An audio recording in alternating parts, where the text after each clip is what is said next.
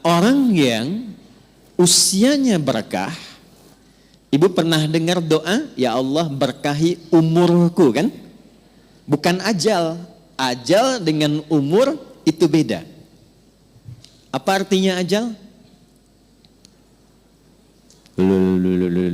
Ya. Nah, waktu kita terbatas. Kita ambil ilmu sahabat saja dengan cepat. Kalau belum tahu, katakan wallahu a'lam. Baik. Apa artinya ajal? Ya. Mau dapat ajal? Pasti. Udah kenceng diralatnya.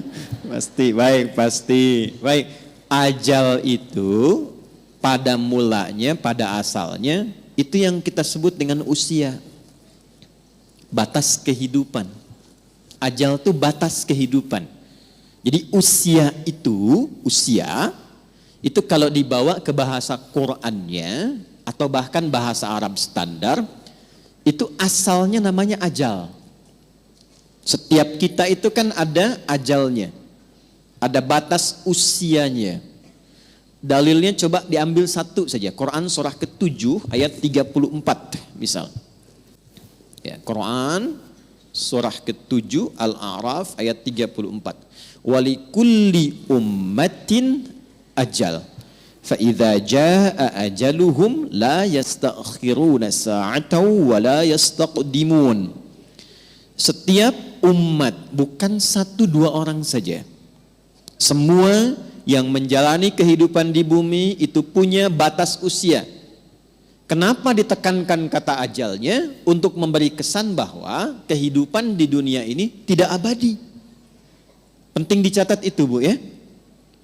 Kehidupan di sini tidak abadi, akan ditinggalkan.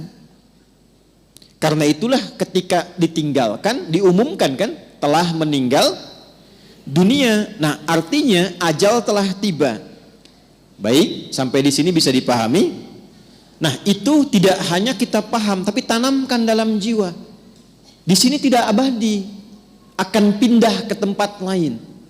Nah, pertanyaannya, ketika pindah ke tempat lain itu meninggalkan jejak yang baik tidak di dunia. Ibu kan keluar dari sini, setidaknya baru keluar sudah dibincangkan kan? Masya Allah, jamaahnya rapi, tertib, nggak ada sampah ketika selesai kajian. Kemudian jamaah-jamaah yang sekarang ngaji tenang, tidak ada yang ngobrol, itu kan? Nah, itu jejak kebaikan yang ditinggalkan. Karena itulah sebelum meninggalkan dunia ini, selain mencari bekal ke tempat baru, kita diberikan bimbingan oleh Allah dan Rasul untuk meninggalkan kenangan-kenangan yang baik. Yang kalau diikuti jadi pahala, Bu. Jadi itulah indahnya dalam Islam. Datang baik-baik, pulang pun baik. Karena itu saat datang kan disambut senyuman kan? Ini kan kejadian luar biasa sebagai isyarat. Bayi lahir, bayinya nangis, kok bisa orang yang menyambut senyum? Ya? Ada enggak ketika bayinya lahir misalnya yang lain ada yang menertawakan, yang meledek, mencela, rata-rata senyum. Tapi ketika meninggalkan dibalik, kita yang tersenyum, orang yang menangis. Kenapa? Karena kita bahagia meninggalkan jejak-jejak kebaikan, dan orang merasakan sedih karena kehilangan kebaikan itu yang dirasakan saat sedang dibersamai oleh orang baik itu. Nah, cara mengisi ajal supaya baik itu yang disebut dengan umur namanya. Jadi umur asalnya bukan usia artinya. Hanya diambil makna umum menjadi usia untuk memberikan kesan kepada kita, selama menempuh usia itu isi dengan umur. Contoh begini. Ibu kalau ada yang tanya, umurnya berapa? Saya paham rata-rata 17 tahun ke atas. Ya, ada yang atas, ya? Ada yang atas, ada yang memang demikian. Tapi ketika kata umur itu muncul, itu maknanya 3. Nanti kita akan tarik ke kaidah dari Sayyidah Khadijah. 1, al-umur bimakna mengandung arti segala yang bermanfaat. Saya pakai kacamata nggak apa-apa Ibu ya. Ya, untuk jelas menulis. Biasanya saya kalau menghadap jamaah ibu-ibu saya lepas kacamata. Ya. Walaupun saya sudah berdoa kepada Allah dan sudah menanamkan pada diri saya, hanya istri saya yang paling cantik. Itu sudah doa saya yang paling utama. Ini live nggak? Tenang bun ya, aman insya Allah. Iya. Dan saya memohon kepada Allah demikian. Ya Allah, jadikan siapapun yang aku pandang tetap istriku yang paling mulia. Dan jangan pernah tanamkan pada jiwaku keberpalingan dari istriku dan ketertarikan selain apa yang istriku ridhai. Jadi ibu jangan berharap banyak kepada saya. Ya.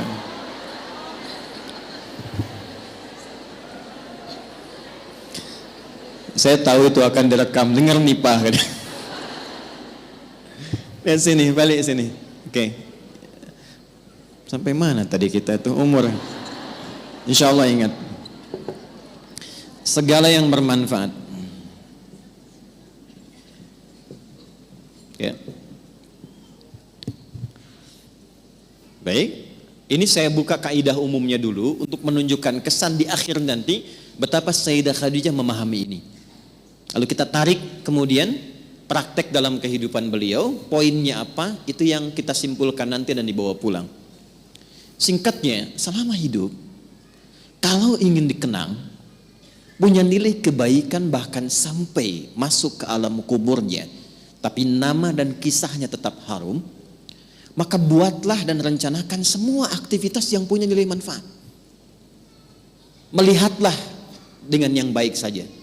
Bila yang dilihat tidak bermanfaat, tak harus dilihat. Berbicara yang mengandung manfaat. Bila yang akan disampaikan sekiranya tidak bermanfaat, bahkan cenderung menyakiti, maka abaikan. Sampai ke ujung kaki. Sayyidah Khadijah radhiyallahu taala anha, saat masih ingat kita bahas sebelum beliau menikah dengan Nabi, itu memegang teguh asas yang pertama ini. Tidak pernah bicara kecuali yang bermanfaat.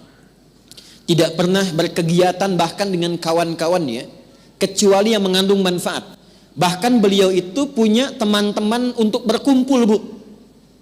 Punya kalangan berkumpul. Ya seperti para ibu lazimnya sekarang, pasti kan punya teman ya. Di pengajian, bertetangga, kadang-kadang kumpul untuk arisan, kadang-kadang kumpul untuk kegiatan tertentu. Sayyidah Khadijah punya.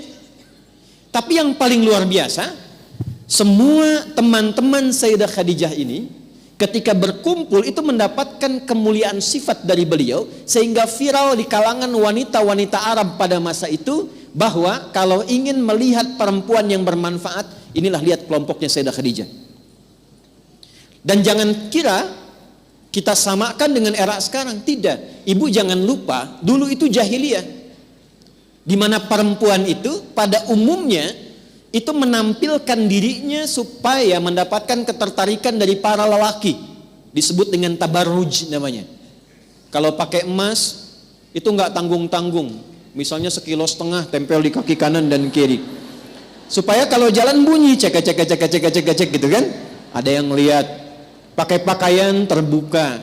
Ya, jadi kalau dilihat kondisi sosial pada masa itu, secara antropologisnya, secara budayanya, itu rata-rata perempuan, mohon maaf sekali, memang sangat terbuka keadaannya dan kurang menjaga diri. Tapi kalau sudah melihat Sayyidah Khadijah dan teman-teman beliau, itu semua hormat. Nyaris tidak ada yang mau bicara di depan Sayyidah Khadijah, saking hormat dan kagumnya atas wibawa beliau. Ini semua diam. Dan saat ada orang yang usil pun pada Sayyidah Khadijah, itu teman-temannya, ini sebelum menikah dengan Nabi, itu teman-teman sekitarannya itu langsung melindunginya. Berbuat sesuatu yang Allah telah tetapkan itu, jika kita menjalaninya dengan istiqamah dan dilakukan karena Allah, maka Allah yang menggerakkan hamba sekitarannya untuk menjaga hamba dimaksud.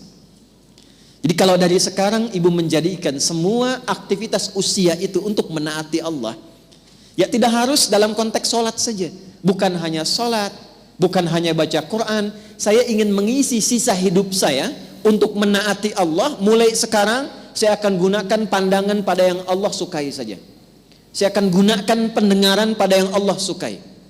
Saya akan gunakan lisan pada yang Allah sukai. Kata Allah, jangan gibah. Saya tahan gibah. Saya tidak Ustaz. Bagus. Tidak seperti ibu itu tuh. Kalau bicara, masih berarti. Tahan. Tahan. Itu kalau bisa dilakukan, Allah balas, mengangkat wibawa ibu.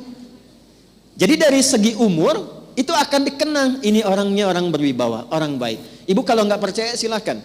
Kalau melihat orang salih, solihat, malu kan kalau berkata kotor? Coba silakan. Mau berkata yang kurang baik, walaupun terbiasa bergaul di tempat yang kurang bagus, bertemu orang begini nggak mau mengeluarkan kata-kata kotor. Saya kalau ketemu preman, Bu, nggak pernah berkata-kata kotor pada saya. Assalamualaikum Ustaz, Assalamualaikum Pak Kiai, doakan ya. Padahal sebelum itu dengan kawannya, keluar. Ragunan keluar, tuh kan? Bahasa-bahasa yang tidak normal keluar. Tapi ketika kita berusaha menaati Allah dalam hal yang simpel saja, turunlah kemudian jawaban dari Allah dengan melindungi sifat-sifat baik kita untuk dikenang.